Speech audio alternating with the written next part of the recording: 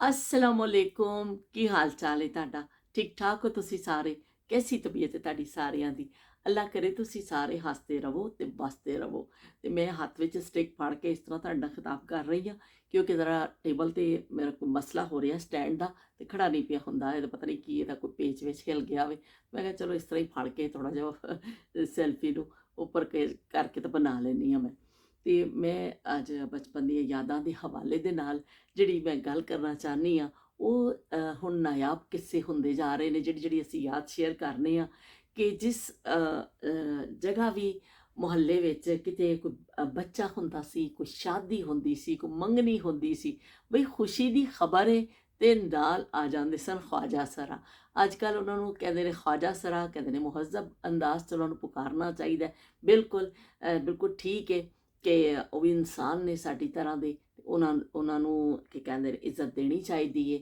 ਉਹਨਾਂ ਨੂੰ ਅੱਲਾਹ ਤਾਲਾ ਨੇ ਬਣਾਇਆ ਵੇ, ਕੋਈ ਖੁਦ ਇਸ ਤਰ੍ਹਾਂ ਨਹੀਂ ਬਣਦੇ ਨੇ। ਲੇਕਿਨ ਪਹਿਲੇ ਜ਼ਮਾਨੇ ਦੇ ਹਿਸਾਬ ਦੇ ਨਾਲ ਮੈਂ ਜੋ ਉਰਫੇ ਆਮ ਵਿੱਚ ਉਹਨਾਂ ਨੂੰ ਕਿਹਾ ਜਾਂਦਾ ਸੀ ਖੁਸਰੇ, ਖੁਸਰੇ ਨੱਚਣ ਵਾਸਤੇ ਆ ਜਾਂਦੇ ਸਨ। ਬਈ ਪੂਰਾ ਮਹੱਲੇ ਵਿੱਚ ਜਿਹੜਾ ਧੁੰਮ ਪੈ ਜਾਂਦੀ ਸੀ ਵੀ ਖੁਸਰੇ ਆ ਗਏ ਜੇ। ਉਹਨਾਂ ਨੇ ਜਿਵੇਂ ਆ ਕੇ ਢੋਲਕੀ ਮਾਰਨੀ ਤੇ ਗਾਣਾ ਸ਼ੁਰੂ ਕਰਨਾ, ਸਾਰਾ ਮਹੱਲਾ ਨਿਕਲ ਕੇ ਨਾ ਬਾਹਰ ਆ ਜਾਂਦਾ ਸੀ। ਤੇ ਉਹ ਫਿਰ ਵੇਲਾਂ ਦਿੱਤੀਆਂ ਜਾਂਦੀਆਂ ਸਨ, ਗਾਣੇ ਤੇ ਬਸ ਬਈ ਡਾਂਸ ਹੁੰਦੇ ਸਨ ਮੁਖਤਲਿਫ ਗਾਣਿਆਂ ਤੇ। ਉਹ 3-4 ਦਾ ਗਰੁੱਪ ਹੁੰਦਾ ਸੀ, ਉਹਨਾਂ ਕੋਲ ਢੋਲਕੀ ਹੁੰਦੀ ਸੀ, ਮਾਰ ਜੀ ਢੋਲਕੀ ਵੱਜ ਰਹੀ ਹੈ ਤੇ ਸਾਰੇ ਜਿਹੜਾ ਜਿੱਥੇ ਹੁੰਦਾ ਸੀ ਨਾ ਉਹ ਕੰਮ ਖਤਮ ਕਰਕੇ ਬਾਹਰ ਨਿਕਲ ਆਉਂਦਾ ਸੀ ਉੱਥੇ ਹੀ ਛੱਡ ਕੇ। ਔਰਤਾਂ ਕੀ ਤੇ ਬੱਚੇ ਕੀ ਤੇ ਬੜੇ ਕੀ ਤੇ ਮਰਦ ਕੀ ਸਭ ਆ ਕੇ ਖੜੇ ਹੋ ਜਾਂਦੇ ਸਨ। ਕੋਈ ਬੱਚੇ ਅੱਗੇ ਨੇ, ਪਿੱਛੇ ਵੱਡੇ ਖੜੇ ਨੇ, ਕੋਈ ਤਾਲੀਆਂ ਮਾਰ ਰਿਹਾ, ਕੋਈ ਦਰਵਾਜ਼ੇ 'ਚ ਖੜਾ ਹੈ, ਕੋਈ ਕੋਠੇ 'ਤੇ ਖੜਾ ਹੈ। ਤੇ ਉਹ ਬਸ ਬਈ ਖੁਸਰੇ ਜਿਸ ਨੱਚ ਰਹੇ ਨੇ ਪੂਰਾ ਮਹੱਲੇ ਨੇ ਉੱਥੇ ਇਕੱਠਾ ਹੋ ਜਾਣਾ। ਮੁਸ਼ਤਰਕਾ ਜਿਹੜਾ ਵੇ ਨਾ ਉਹ ਇੱਕ ਖੁਸ਼ੀ ਦਾ ਸਮਾਨ ਹੁੰਦਾ ਸੀ, ਇੰਟਰਟੇਨਮੈਂਟ ਹੁੰਦੀ ਸੀ ਤੇ ਇੰਨਾ ਲੋਕ ਖੁਸ਼ ਹੁੰਦੇ ਸਨ, ਇੰਜੋਏ ਕਰਦੇ ਸਨ ਉਸ ਚੀਜ਼ ਨੂੰ। ਤੇ ਹੁਣ ਉਹ ਚੀਜ਼ਾਂ ਖਤਮ ਹੋ ਗਈਆਂ ਨੇ। ਹੁਣ ਤੁਸੀਂ ਦੇਖੋ ਮਿਊਜ਼ੀਕਲ ਗਰੁੱਪ ਆ ਗਏ ਨੇ, ਲੋਕ ਉਹਨਾਂ ਨੂੰ ਬੁਲਾਉਂਦੇ ਨੇ। ਲੋਕ ਜਿਹੜੇ ਨੇ ਇਸ ਤਰ੍ਹਾਂ ਜਿਹੜਾ ਫੰਕਸ਼ਨਸ ਕਰਦੇ ਨੇ, ਪਰ ਖੁਸਰੇ ਜਿਹੜੇ ਆਉਂਦੇ ਸਨ ਸ਼ਾਦੀ ਦੇ ਮੌਕੇ 'ਤੇ, ਜਿਹੜੀ ਖੁਸ਼ੀ ਬੱਚਾ ਹੋਇਆ ਹੋਵੇਗਾ ਉਹ ਚੀਜ਼ ਖਤਮ ਹੋ ਗਈ ਹੈ ਕਿ ਹੁਣ ਨਾ ਮਹੱਲਿਆਂ 'ਚ ਖੁਸਰੇ ਆਉਂਦੇ ਨੇ, ਨਾ ਨੱਚਦੇ ਨੇ, ਨਾ ਤਾਲੀਆਂ ਵੱਜਦੀਆਂ ਨੇ, ਨਾ ਸਾਰਾ ਮਹੱਲਾ ਇਕੱਠਾ ਹੁੰਦਾ ਵੇ। ਹੁਣ ਹਰ ਕੋਈ ਆਪਣੇ ਆਪਣੇ ਘਰ 'ਚ ਬੈਠ ਕੇ ਅੰਦਰ ਉਹਨਾਂ ਦੀ ਖਾਜਾ ਸਰਾਂ ਦੀਆਂ ਭਾਵੇਂ ਦੇਖ ਰਿਹਾ ਵੀਡੀਓ, ਪਰ ਉਹਨੇ ਅੰਦਰ ਬਹਿ ਕੇ ਦੇਖ ਰਹੇ ਹੋਣਾ ਵੇ। ਉਹਨੂੰ ਬਾਹਰ ਨਿਕਲ ਕੇ ਕੋਈ ਫੁਰਸਤ ਨਹੀਂ ਹੈ ਕਿ ਇਨਸਾਨ ਨੂੰ ਇਨਸਾਨ ਨਾਲ ਜੁੜਨਾ ਜਿਹੜਾ ਵੇ ਉਹ ਹੁਣ ਯਾਦ ਨਹੀਂ ਰਿਹਾ। ਹੁਣ ਹਰ ਇਨਸਾਨ ਤਨਹਾਈ ਦਾ ਸ਼ਿਕਾਰ ਹੈ।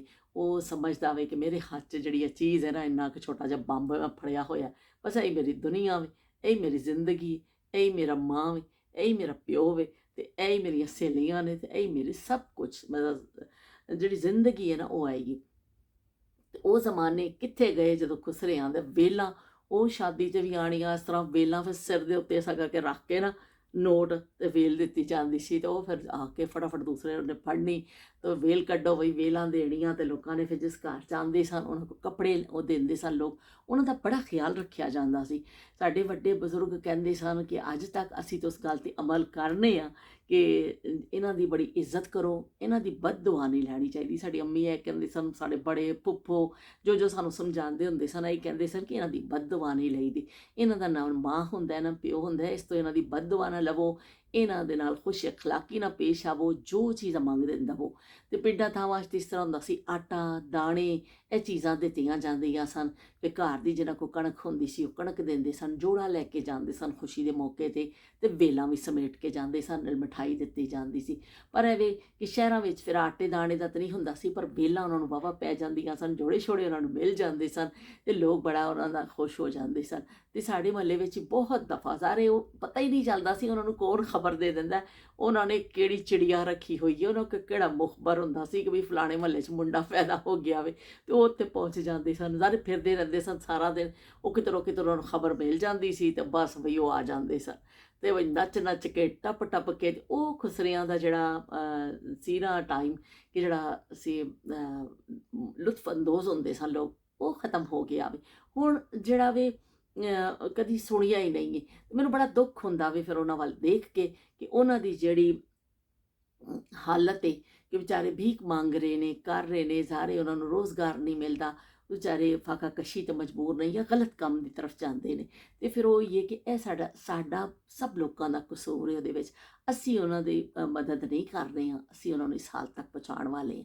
ਸਾਡੇ ਇਰਦ ਗਿਰਦ ਐਸੇ ਲੋਕ ਨੇ, ਮਾਵਾਂ ਐਸੇ ਬੱਚਿਆਂ ਨੂੰ ਫਿਰ ਜਿਹੜੀਆਂ ਨੇ ਕਿਸੇ ਦੂਸਰਿਆਂ ਦੇ ਸਪੁਰਦ ਕਰ ਦਿੰਦੀਆਂ ਨੇ ਕਿ ਉਹ ਐਸੀ ਸਖਤ ਲੈ ਕੇ ਪੈਦਾ ਹੁੰਦੇ ਨੇ ਕਿ ਫਿਰ ਉਹਨੂੰ ਨਹੀਂ ਪਾਲ ਨਹੀਂ ਸਕਦੀਆਂ। ਤਾਂ ਬੱਚਾ ਬਚਪਨ ਤੋਂ ਹੀ ਆਪਣੇ ਮਾਂ ਬਾਪ ਤੋਂ, ਆਪਣੇ ਭੈਣਾਂ ਭਰਾਵਾਂ ਤੋਂ ਜੁਦਾ ਹੋ ਜਾਂਦਾ ਵੇ। ਅਤੇ ਫਿਰ ਉਹਦੀ ਜ਼ਿੰਦਗੀ ਕਿਸ ਤਰ੍ਹਾਂ ਚੱਲਦੀ, ਇੱਕ ਬੜੇ ਦੁੱਖ ਵਾਲੇ ਇਹ ਜਿਹੜੀਆਂ ਚੀਜ਼ਾਂ ਨੇ ਇੰਨੀ ਦੁੱਖ ਹੀ ਕਰ ਜਾਂਦੀਆਂ ਨੇ। ਤੁਸੀਂ ਸੋਚੋ, ਇੱਕ ਲਮਹੇ ਲਈ ਸੋਚੋ ਕਿ ਇੱਕ ਮਾਂ ਨੇ ਇੱਕ ਸਿਰਫ ਜਿਨਸ ਦੀ ਬੁਨਿਆਦ 'ਤੇ ਆਪਣਾ ਬੱਚਾ ਦੂਰ ਕਰਨਾ ਪੈਂਦਾ ਵੇ।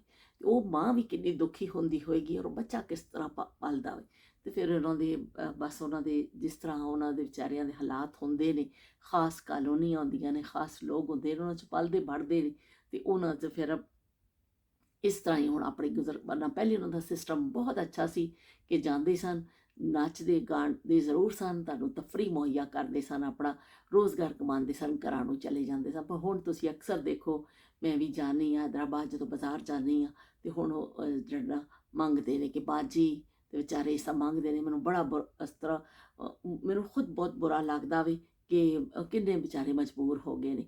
ਉਹਨਾਂ ਨੂੰ ਬਾਇਜ਼ਤ ਰੋਜ਼ਗਾਰ ਨਹੀਂ, ਤੇ ਕਮ ਸੇ ਕਮ ਉਹਨਾਂ ਦਾ ਉਹ ਰੋਜ਼ਗਾਰ ਤੇ ਚੱਲਦਾ ਰਹਿੰਦਾ ਨਾ ਕਿ ਜਿਸ ਤਰ੍ਹਾਂ ਆ ਕੇ ਮੁਹੱਲਿਆਂ 'ਚ ਕਰਦੇ ਸਨ। ਲੇਕਿਨ ਹੁਣ ਲੋਕ ਨਹੀਂ ਨਚਵਾਉਂਦੇ। ਕੋਈ ਸ਼ਾਦੀ ਦਾ ਮੌਕਾ ਆਵੇ, ਕੁਛ ਹੋਵੇ, ਬੜੇ ਤੋਂ ਬੜੇ ਗੁਲੂਕਾਰ ਨੂੰ ਬੁਲਾਉਣਗੇ, ਬੜੇ ਤੋਂ ਬੜੇ ਅਦਾਕਾਰਾਂ ਨੂੰ ਬੁਲਾਉਣਗੇ, ਫੰਕਸ਼ਨਸ ਕਰਨਗੇ, ਮਿਊਜ਼ੀਕਲ ਨਾਈਟਸ ਮਨਾਉਂਦੇ ਨੇ ਲੋਕ। ਪਰ ਐਵੇਂ ਕਿ ਉਹਨਾਂ ਨੂੰ ਕੋਈ ਮਦਦ ਨਹੀਂ ਕਰਦਾ। ਉਹਨਾਂ ਨੂੰ ਫਿਰ ਇਸ ਤਰ੍ਹਾਂ ਹੀ ਹੈ ਕਿ ਗਲਤ ਕੰਮਾਂ ਦੀ ਤਰਫ ਅਸੀਂ ਖੁਦ ਧਕੇਲ ਦਿੱਤਾ ਵੇ। ਬਹਿਰਹਾਲ ਐਵੇਂ ਕਿ ਉਹ ਬਚਪਨ ਦੀਆਂ ਯਾਦਾਂ, ਉਹ ਖੁਸਰੇ ਨੱਚਦੇ ਸਨ, ਸਾਰਾ ਮਹੱਲਾ ਤਾੜੀਆਂ ਮਾਰ ਰਿਹਾ ਅਤੇ ਹਰ ਬੰਦਾ ਸੱਚੀ ਬਿਲਕੁਲ ਹਕੀਕੀ ਜਿਹੜੀ ਹੈ ਨਾ ਉਹ ਖੁਸ਼ੀ ਮਹਿਸੂਸ ਕਰਦਾ ਸੀ, ਤਫਰੀਹ ਕਰਦਾ ਸੀ। ਉਹ ਤਫਰੀਹ ਹੁੰਦੀ ਸੀ ਕਿ ਹਰ ਬੰਦਾ ਖੁਸ਼ ਹੋ ਰਿਹਾ ਵੇ। ਉਸ ਮੇਰਾ ਖਿਆਲ ਜ਼ਿਆਦਾ ਤੋਂ ਜ਼ਿਆਦਾ ਅੱਧੇ ਘੰਟੇ ਦਾ ਆਈਟਮ ਹੁੰਦਾ ਸੀ, 2-4 ਗਾਣਿਆਂ 'ਤੇ ਨੱਚਣਾ, ਵੇਲਾਂ ਲੈਣੀਆਂ, ਤਾਲੀਆਂ ਮਾਰਨੀਆਂ ਅਤੇ ਚਲੋ ਵੀ। ਲੇਕਿਨ ਐਵੇਂ ਕਿ ਸਾਰਾ ਮਹੱਲਾ ਖੁਸ਼ ਹੋ ਜਾਂਦਾ ਸੀ, ਹਰ ਕੋਈ ਫਰੈਸ਼ ਹੋ ਜਾਂਦਾ ਸੀ।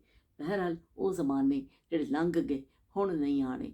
ਅਤੇ ਅਸੀਂ ਕਮ ਅਜ਼ ਕਮ ਬਹਿਸੀਅਤ ਇਨਸਾਨ ਉਹਨਾਂ ਦੀ ਮਦਦ ਜ਼ਰੂਰ ਕਰ ਸਕਦੇ ਹਾਂ। ਉਹਨਾਂ ਲਈ ਕੋਈ ਅੱਛਾ ਲਫ਼ਜ਼ ਬੋਲ ਸਕਦੇ ਹਾਂ, ਉਹਨਾਂ ਦੀ ਬਿਹਤਰੀ ਲਈ ਕੋਈ ਸੋਚ ਸਕਦੇ ਹਾਂ।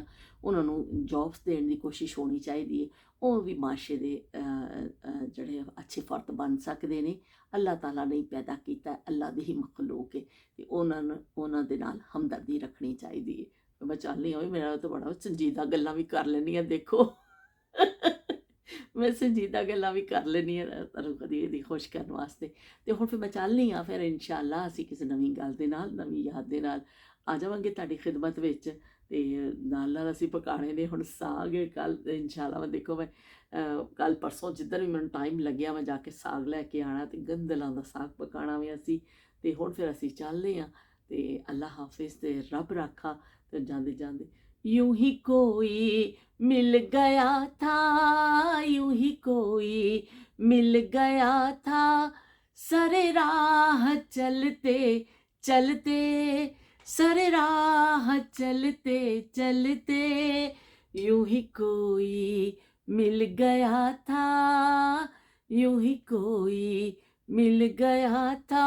कोई बात झूठे झूठन लग गई। अल्लाह हाफिज ते रब रखा।